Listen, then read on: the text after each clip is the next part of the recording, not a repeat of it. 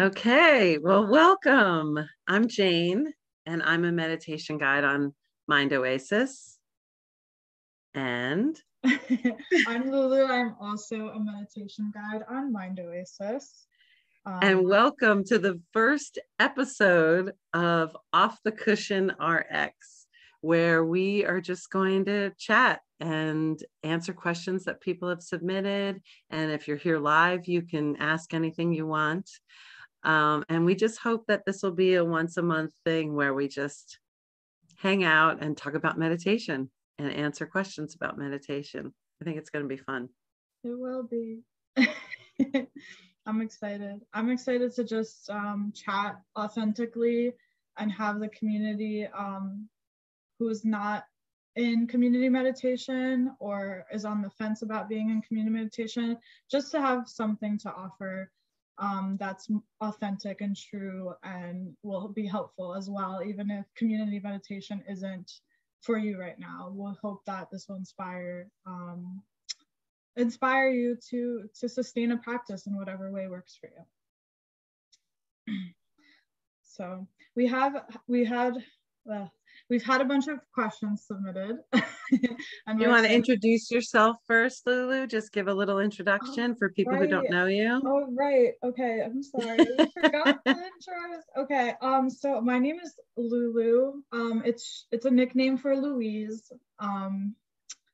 Honestly, been having a hard time with my name and been like trying to reinvent myself. And somebody advised me, this old woman at a party advised me, change your name, sweetheart. You need to change your name. She was very iconic. She was an iconic presence at this Halloween party I went to. I think about her often now, but this isn't about her. This is about me. My name is Lulu as of right now. And I've been meditating. My birthday is tomorrow, so I'll be 27 years old. And I have been meditating since I was 18. So I guess that's 9 years? Almost a decade. But it hasn't really been consistent until 2020, which is when I did the immersion, the meditation immersion on Mind Oasis. I have done a yoga teacher training where I learned initially how to meditate, and I did volunteer at a Buddhist studio before, so I had an introduction and I had a practice, but as life happens. And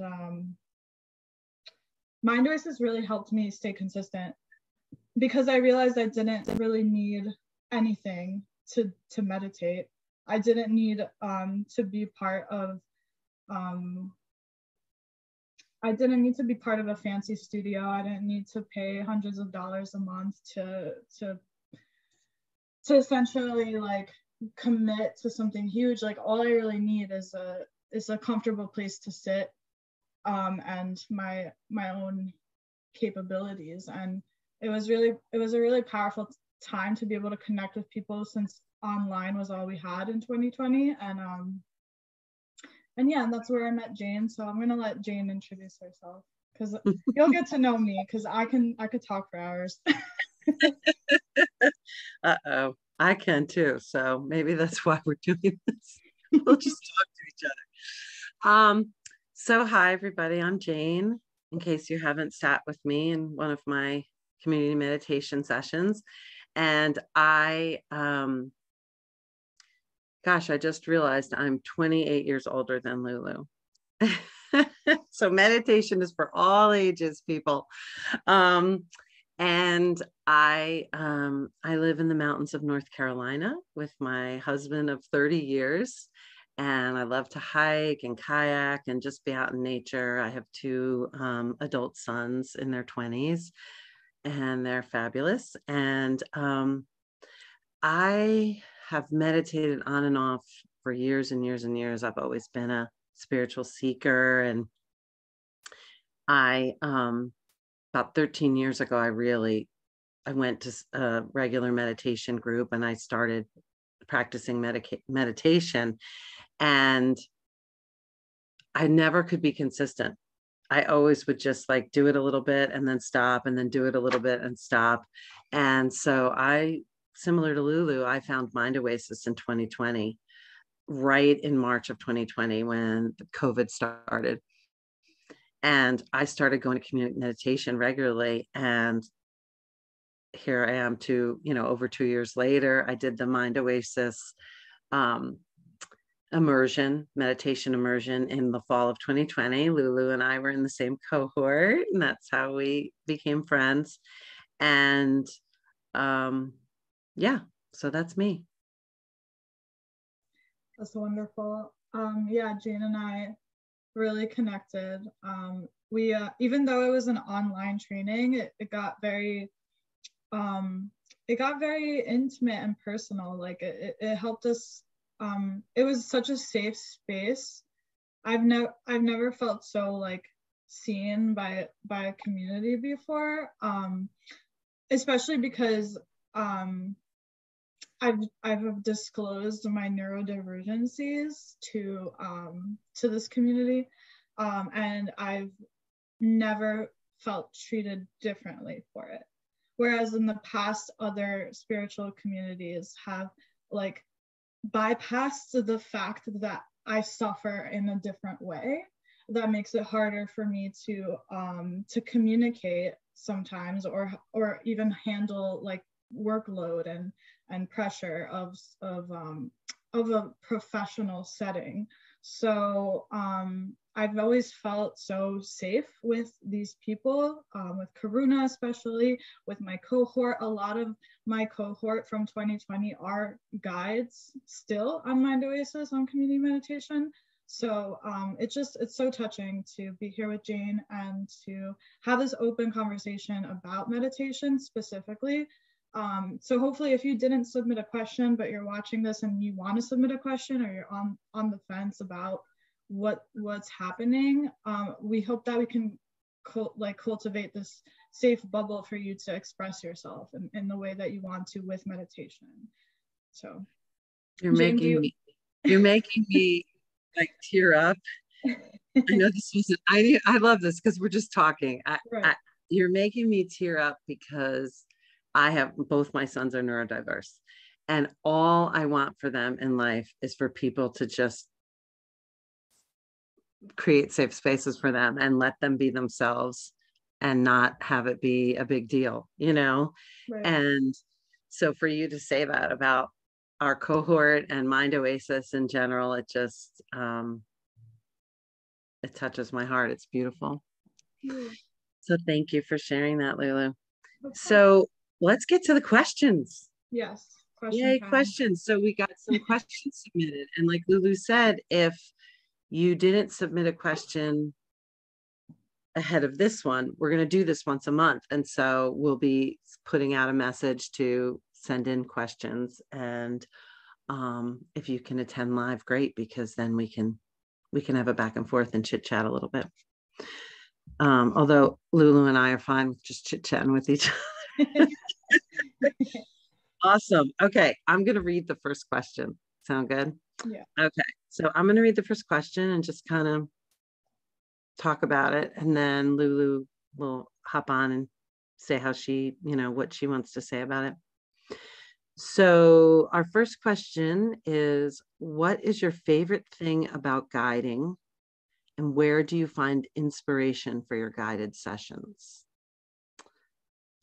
Oh my gosh. Okay. I could talk about this for a long time. So what is your favorite thing about guiding? Oh, we have to say one thing. One of my favorite things about guiding really is just seeing all your faces pop up on the screen. I love, like, literally every time I'm going to guide, everyone seems to come right on the dot, on the hour or like a minute or two after. So I'll be there and I'll just, no one's coming. And I always in my head, I'm like, no one's coming. And then all of a sudden faces will pop up. And a lot of them are what I call my regulars, like people that come to my regular session every week. And it's just so awesome, that feeling. I always just get this shot of joy when I see everybody pop on. And so I think that's a fun part of guiding. Another thing that I love about guiding is it just feels really powerful. I have a personal practice, but at the end of my community meditation guide, the community and doing it with other people and just seeing other people at the end of the session, I could see through the screen how they're affected by the meditation. And I just feel so moved, and it's just really powerful. And what was the second part? Oh, where do I get my inspiration? I get my inspiration from all over the place. I get my inspiration from all kinds of poets that I love, books that I read, Pema Chodron, Thich Nhat Hanh, Richard Rohr, Tara Brach, Mark Nepo. I mean, I could go on and on. Maybe we could put in the notes like some books that we use. I really love the Christian mystics. I study the Christian mystics. And so I use a lot of quotes from St. Teresa of Avila and St. Julian of Norwich and Francis of Assisi and different just Christian mystics. Oh, where else? A lot of poetry. I love poetry. I love poetry about nature. And I usually have a theme for each of my sessions, and they're usually things that just come to me during that week. Like I'll get an email sent to me, or somebody will send me a poem, or I'll read something online, or I'll pick up a book and be reading something and it inspires me. And then I'll be like, oh, I'm going to share that with my group during community meditation. So that's where I get my inspiration. How about you, Lulu? Oh my God. Thank you for sharing that, Jane, because I realized how little of a process that I have when I show up to guide. So so my favorite thing about guiding is probably a selfish answer, but I always think that I'm not going to show up and give people what they need. Especially this year has been very difficult for me. And I've been guiding for about 2 years now. So 2021 was like chilling. And then this year it was like, I feel like something was happening every month for me. And I was afraid that I wasn't giving people what they need. Or like before the session, I was afraid that oh my God, I'm not going to give what people need in this session. But then after I guide, I feel so good. Like when I'm able to, because like your voice changes when you guide. Karuna, our teacher, always says that like you're not practicing while you're guiding. Like this is for the people you're guiding for. But I'm gonna have to challenge her on that, because I get into my own meditative flow when I guide, and I feel so connected and present, especially with the people that are there to practice, that even though I'm not meditating, I feel like I am. And then after the session's done, I feel really like so much better than like waking up and like being stressed out about how I'm going to show up for the world. Because after I guide, I'm like, I'm ready to show up for the world. Like if I could do this was probably the most difficult thing that I'm going to do all day is being sensitive enough and receptive enough to hold space for other people in this way. And where do I find inspiration for my sessions? I think I just find them in the moment as I'm logging in, as I'm opening up the Zoom and everything. I'm just like, what is true for me in this moment? Because then even if it's not true for everyone that shows up to the session, it's true for maybe someone who really needs to hear the internal dialogue and resonate with that as well. And we will add notes of all the resources that Jane mentioned, because honestly, I use those resources too. So we'll list them in the notes. Yeah, same. I mean, I have times where I'm just like, I don't know, I'm just going to sit down, take a few full breaths and see what comes, So I have sessions like that. And then I have sessions where it's like, oh, this is cool. I want to share this. I'm going to make this my point, I also write down favorite quotes. Like if I come across a quote somewhere and I love it, or in a book, I write them down on an index card, and I have a little box of all quotes. So sometimes I'll just sit down like 10 minutes before I'm going to guide, and I'll just flip through those cards, and something will hit me. Something will hit me in the gut or the heart, and I'll be like, okay, that's what I'm going to talk about. Right. I feel like people hear what they need to hear. Like I just do my thing, and people get out of it what they need in that moment. Right. But I also drop in too. Like I drop in and while I'm guiding. And I've had a couple of times where all of a sudden I'm like, oh, Yeah. it's 9:28. I better I like better wrap close the this up. session. I'm like, all of a sudden I'm like in the zone. Right. It's funny. And and also another thing that I've tried to do more recently is moments of silence before guiding. So at least like 10 to 15 minutes before I actually like guide. Just my own practice is important, and those sessions are usually so much more powerful. Like if I've charged up my batteries and show up and I'm like, I'm ready because I did my practice, now you're gonna do your practice, and all practicing. Yeah. I mean, I think that goes to like the going in hot, coming in hot that Karuna always says. Like if I definitely feel like if I'm rushing around and I just plop down on my cushion right at, like a minute before, whether I'm guiding or someone else is guiding me,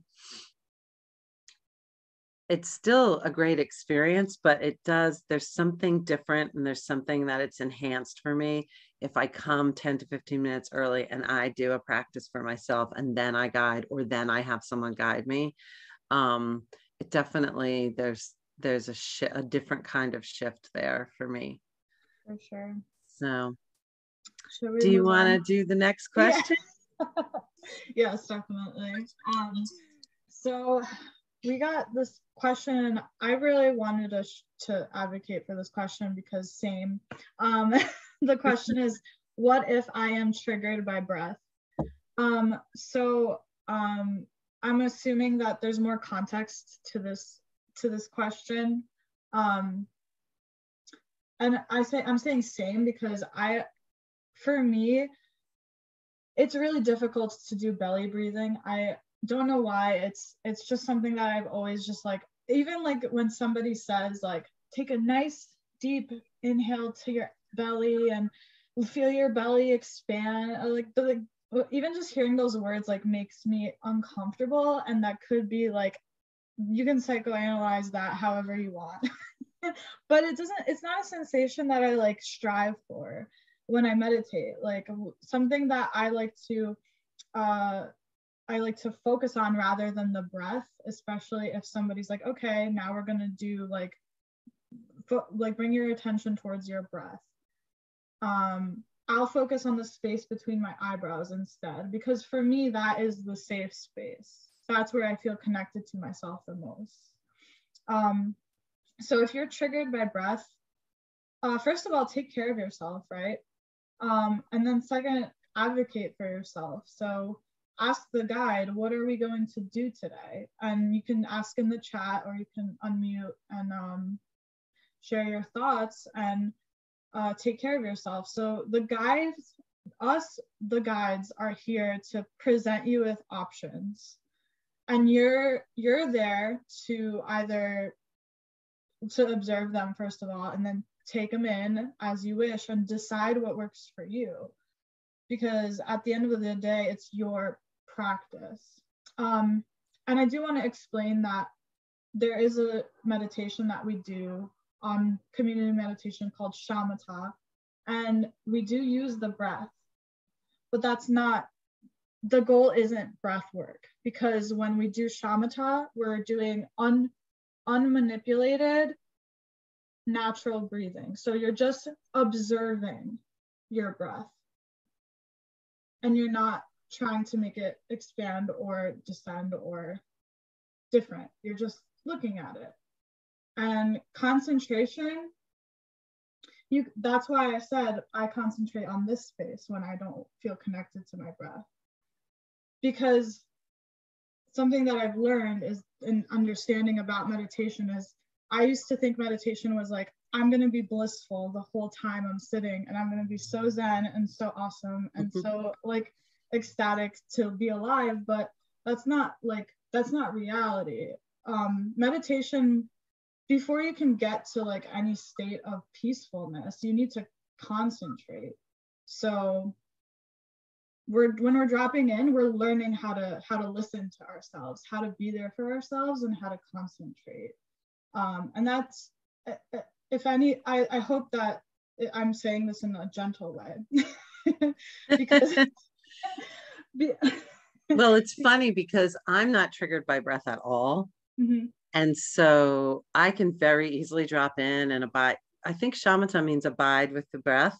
Mm-hmm. So like you said, it's not anything forcing or like heavy breath work. It's just, you're just abiding with your natural rhythm of your breath. But I'm like, I have no problem with that at all. And so when I came to Mind Oasis and people started talking about, being more inclusive, and like some people breath is triggering to them, I was like, what? It's so interesting to learn about different things. And so I had to adjust and start to say, like, and if you're, triggered by your breath, you can focus. I usually give the option of like the sensation of in the palms of your hands or the sensation in your feet, because if you're real quiet, you can notice sensation there. But I feel like it really, like you said, that in your forehead, like it could be wherever you feel the safest and you feel like you can actually pay attention at that place. Right. So I think the overarching thing that we want to say is that it's your practice. Mm-hmm.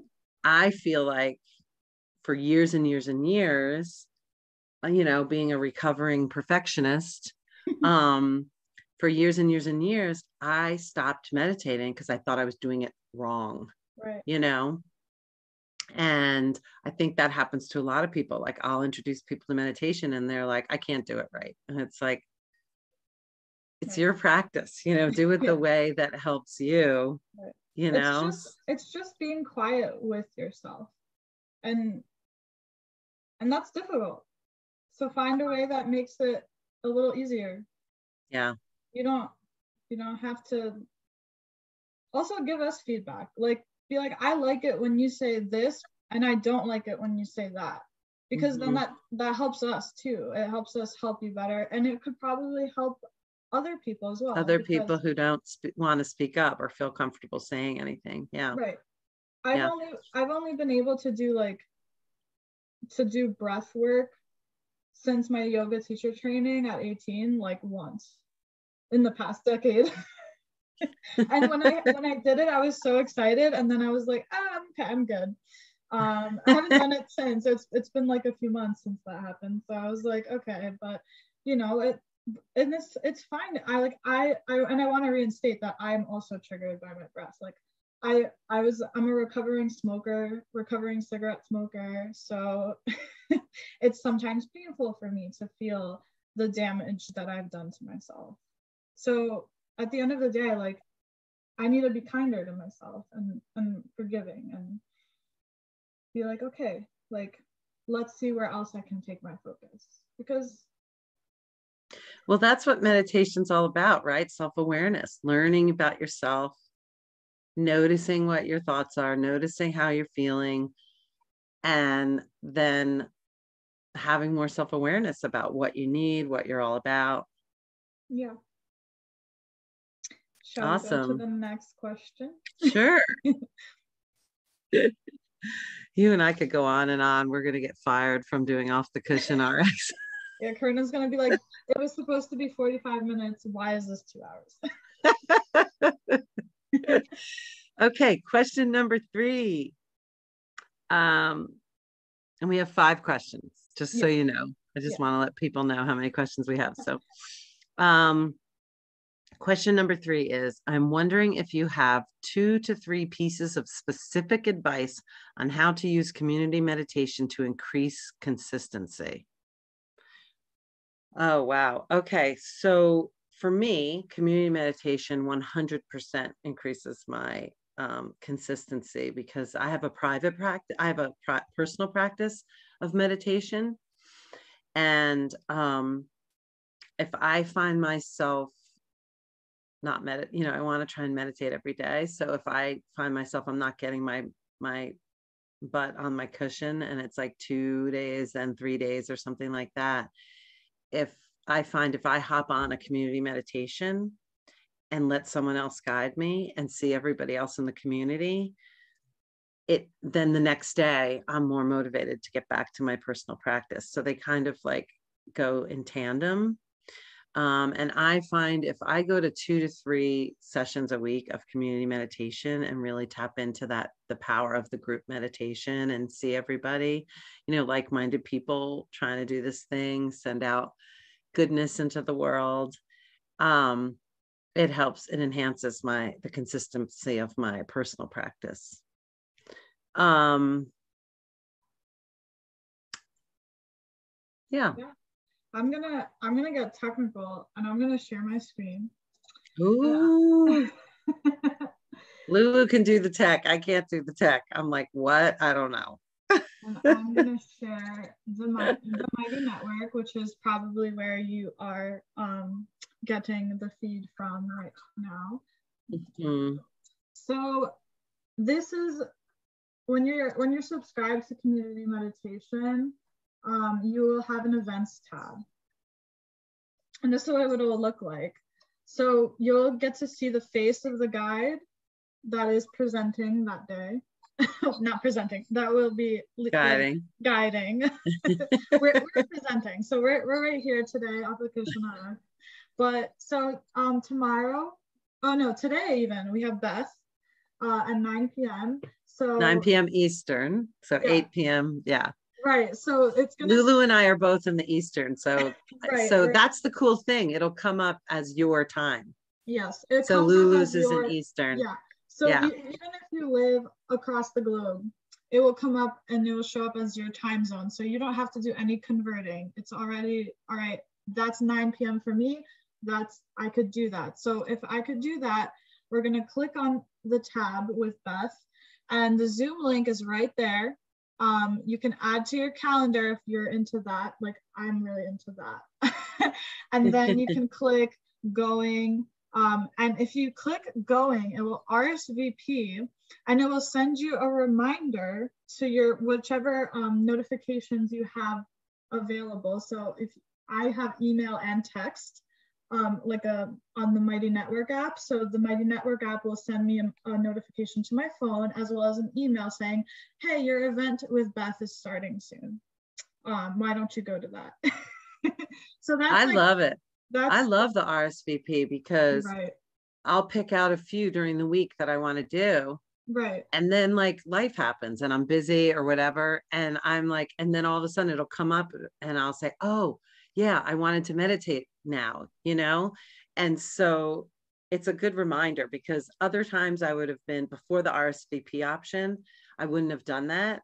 And then, I wanted to meditate at the noon, 1 o'clock for us, noon Central Time. And then all of a sudden the time zone conversion. Yeah. Like, oh shit, I wanted to meditate at 1, And so I love the RSVP, because and the fact that it's in your time zone too. It's helpful. And I love that. Yeah, because we have people from all over the world, so it's great. Right. And the one last piece of advice for this one is the community meditation events are updated at the end of the month for the next month. So just keep refreshing and checking, because this is a passion project for everybody that's here. We all have real like different jobs. Even the founder, we have like different jobs. We have lives. We have relationships. We have things that are coming together and things that are falling apart. So if you have any questions or concerns, you can always reach out to one of the guides and Karuna especially. So just keep checking. And there's also free, if you're not a community meditation member, there's free events like this one. There's events there's pop-up meditations, group meditations, and scheduled group meditations for the whole community as well. So community meditation is the consistent every day there's a few sessions to join. And yeah, I hope that was helpful. Shall we go to the next question? Yeah, sure. All right. So when you are off the cushion, what benefits do you see from your meditation practice? So I'll talk about it. I'll drink my coffee. You talk about it. I just broke up with a partner of about 5 years. And this is the most gentle, graceful, and loving breakup that I've ever had. And if I wasn't practicing meditation as consistently as I have been, in addition to keeping up with my treatment protocols, therapy, meds, everything that I have to do in order to sustain stability in my life, I would not be in a good place right now. And I genuinely believe that meditation is the cherry on top of, for me personally, following whatever I need to do in order to feel okay. Because when I meditate, it's as if I'm coming home to myself. And I can just, and when I'm off the cushion, I can remember that. There's moments, there's these pauses when I interact with people, and then there's these pauses when I'm just in life, just like driving, or when I'm at a market alone, or if I'm at school and walking to class. Like there's these moments that I can just like, it feels like I'm on the cushion, even though I'm interacting with life, and I can really be present, and I'm kinder to people. I'm more respectful. People think I'm a good friend. Like it just really slowly begins to shift your trajectory of how you interact with the world. It's not going to make everything better, but it's going to make the way that you approach the way things are happening better. And I can guarantee that, but it has to be consistent. And the consistency doesn't have to be daily, because meditation has really, there's a recent Huberman podcast. A lot of my scientific friends are very into the Huberman podcast lately, but he just released an episode about meditation, which I recommend, and I'll put in the notes. But even once a month has benefits. And I'll link that in the notes. Awesome. I just wrote it down. I need to listen to the podcast. So this question is why I'm so passionate about meditation, because I used to think that meditation was about what was on the cushion, and it is. But for me in my life, it's so much about how it's enhanced my life off the cushion. I have a lot of anxiety. Anxiety is kind of my flavor. And, when I was younger, I would work all day and come home, and then I had the kids, and they were, had to do homework, and they have a lot of challenges and all this stuff. I'd walk in the door, and my go-to was to get a glass of wine. It was like the only thing I had that would like just kind of let me have like kind of that letdown, and be able to kind of get through the night. And when I gave that up, I decided that I didn't want to do that anymore. I didn't want to drink to medicate my anxiety or anything. That's when I really found meditation. And it was cute. The boys were littler because this was like 13 years ago. And I would say, okay, I'm going in the back, I'm going in the bedroom, and I'm going to meditate. I'll be back out in like 15, minutes or so. And I can remember hearing them like, shh, mommy's meditating. They would like shush each other and stuff. And so they got to know that like I needed to meditate. They probably could feel after when I came out, they could feel that that I was different. And my consistent meditation practice has brought me what I personally call the sacred pause. And I just made that up. It's like instead of reacting to things like I used to, like, like putting out fires and just like reacting to someone in a way that might not have been as thoughtful or kind or compassionate. Meditation has given me that sacred pause. I'm not as reactionary. I can kind of pause and just decide how I want to react now, if I want to react at all, or what I want to say or do.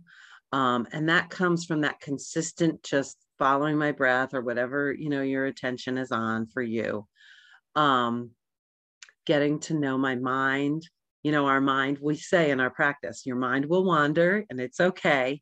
And that's actually where you're learning what your habitual, where does your mind go all the time? And then you just gently bring it back to whatever your attention object is. Mine is my breath usually. And so just doing that on the cushion over and over, I got to know myself. And I got to know what my triggers were. And I got to know like where my mind usually goes in situations. So then when I was off the cushion and those situations were happening in real life, we're not monks in a monastery or a cave, we're out there in the world. I don't know. I just could be more present. I could be calmer. I could not jump and react right away. And guess what that did? That made my household calmer. That made my kids calmer because our nervous systems mirror each other, That made my relationship with my husband better because I could communicate from a space of compassion and calm instead of like reacting and defensiveness about stuff. And all my relationships, it made all my relationships better because I could show up more present and more self-aware. And then it's just exciting because just think about the ripple effect. So if I come off my cushion and I'm kinder and more present with my kids and my husband, so what's going to happen? He'll go off to work and maybe he'll be kinder and more present because he got that from me. And so he's not all, upset about anything or whatever. So then he goes to work and something happens and he reacts more in a more present, less reactionary way, and so on and so on and so on, and I like to think of it that way when I'm doing my meditation. It's like, it's not just for me. It's not just for the people that come to my session. It's for like the ripple effect for the entire day of who those people will meet, Definitely. Yeah, there's a meditation, and this actually kind of feeds into the next question. Okay. But I'll say it now. I guide sometimes a meditation called mudita, which is it's a Buddhist meditation, and it's about sympathetic joy.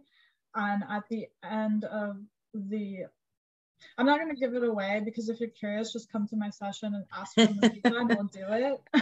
But at the end, we bring in all the people that were our meditative focus for that session. And then we think of all the people that they're connected to, and then the people that they're connected to. And then it's like this beautiful gathering of blissful people, like happy, like people that are authentically so happy that the other people are happy. And how often can you say that? Like you could create this image in your mind. Like how often have you told a friend that you're about something that made you happy and your friend did not hold the space for your happiness? Like we all know what that feels like. So meditation has the capacity to like create a new understanding in your mind that can like reflect out into the world with the way that you show up in the world. Yeah.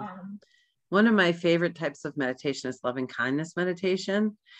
And I love it because I always start with ourselves. So I tell my group, we have to give loving kindness to ourselves and have self-compassion before we can like do that, send that out into the world. It's so important. So right. I love that. Yeah. And they're loving kindness, which is metta, right? Mm-hmm. Metta. Loving kindness and metta, aka metta, and mudita are under the same branch of types of meditations. Mm-hmm. So come to community meditation and find out. Yeah. So and we pull from so many different traditions. It's not, right. we're all Buddhist. Yeah, we're a secular, group. but we Very pull from secular. all kinds of inspirations. Okay. You want to go to the last question? Sure. Okay. You go ahead. So the last question is, what techniques do you recommend for a scattered mind? When you can't keep your focus, what do you find most helpful? Oh gosh. Okay. So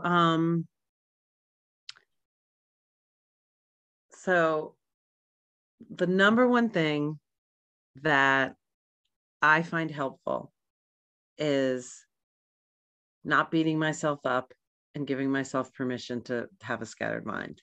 Like, it's okay. That's what meditation is about. It's all about getting to know yourself and getting to know your mind and how it works. And so I'm really boring. Like, Karuna will talk about, like, oh, you're meditating, and then all of a sudden you're on a beach in Tahiti with like a fun drink. And I'm like, no. All of a sudden I'm meditating, and then I'm planning my to-do list, and I'm planning my next week, and I'm planning the email that I'm supposed to be writing to someone. I'm boring. That's where my mind goes. I'm planning, the next thing and the next thing. I feel like I'm a mix of you and Karuna sometimes, because I wish I could go to the beach in Tahiti. I'm never on the beach. I'm like in Ibiza, and then I'm like doing my to-do list in the Ibiza airport as well. I mean, I have literally written emails or texts in my mind while I'm supposed to be meditating. Yeah. Like, yeah. So my point is, like, your mind's going to wander, people. Like, it's okay. That's what this is about. It's about noticing when it's wandering, and then bringing yourself back to your breath or whatever your object is. Yeah. Over and over and over again. I mean, when I first started meditating, I feel like it was every second I was having to like recognize and bring myself back to my breath. And as I've meditated, that space has gotten wider, but my mind still does wander. Right. And so I think the number one thing for my scattered mind is to be like, it's okay, scattered mind, come on back. Come on back to the present moment. And you just practice coming back to the present, coming back to the present. And then, like the last question, then that helps me in real life, out off the cushion, to come back to the present, Yeah. There was something else I wanted to say when I first read the question, and now it's gone. But I love the whole, like, how we guide. It's like Karuna will say, celebrate when you notice that your mind's wandering, because we have a tendency as humans, unfortunately, to go to the negative first. And so I know, myself included, and people say this to me all the time. I can't meditate because I can't, like, my mind just wanders, and I'm always like, no, that's exactly why you should meditate, to help. And so exactly. It's an unrealistic expectation to think that you're not going to have any thoughts. But I'm not saying that this is an unrealistic question. This is the most common question, and it's the best question, because it's allowing us to like really talk about why we say the things we say when we guide. Right. Because if there's like a layer of confusion for someone when they're like, what are they talking about when your mind wanders? Celebrate. What are you talking about? Like, because for some people, like, if you don't have this context, if you don't have this nuance of like, why would you say that, is because, again, like Jane said, if you think of the negative first, it's like, oh, it's a bad thing that my mind is wandering. But no, it's actually really like cool that you're able to like figure out that like you have scattered mind, because you're already a step ahead of a lot of people that won't even think about meditation, because you're like, well, I don't think I'd be good at it. But like, no, this is exactly why you would be good at it. It's because you're aware that your mind is scattered. Like, I'm aware that my mind is scattered all the time. And that's why I meditate, is because it's like I can actually see the patterns and like connect the dots of like what's happening, like, and then I'm like more aware of why I'm scattered that day, or that week or that month. I like the instruction of celebrate, or sometimes I'll say smile, smile at yourself, or whatever, at your heart. I say rejoice. Yeah. And I like that, because instead of the negative, oh shit, my mind is wandering, it's like, oh, yay, I noticed that it was wandering, and now I can come back to the present moment.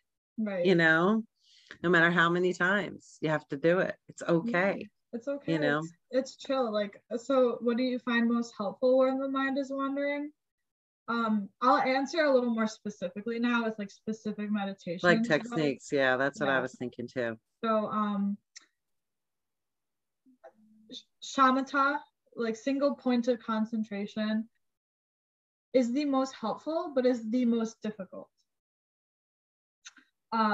Because you have to, it's like you have to actually like pay attention and be like, okay, bring it back. Okay, bring it back. But the most simple, I think, and the most fun would be probably mantra, because you're just repeating or singing or saying an affirmation over and over again that you don't have a choice really to wander around unless, and you'll like really notice when you go off the subject of the mantra.